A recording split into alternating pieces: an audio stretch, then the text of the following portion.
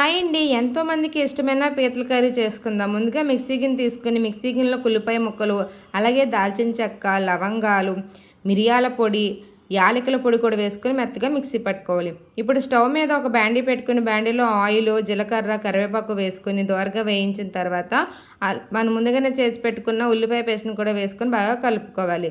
ఈ ఉల్లిపాయ పేస్ట్ బాగా ఇదవుతున్న టైంలోనే మన అల్లం వెల్లుల్లి పేస్ట్ కూడా వేసుకొని ఒకసారి అంతా పచ్చివాసన పోయేంత వరకు కలుపుకున్న తర్వాత ఇందులోకి కొంచెం పసుపు, ఒక 3 టేబుల్ స్పూన్ల కారం కూడా వేసుకొని కొంచెం ఉప్పు కూడా వేసుకొని అంతా కలిసేటట్టు కలుపుకోవాలి.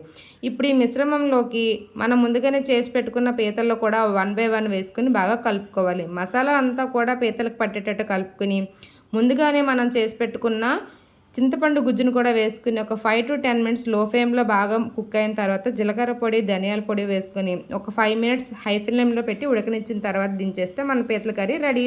మీరు మాత్రం సబ్స్క్రైబ్.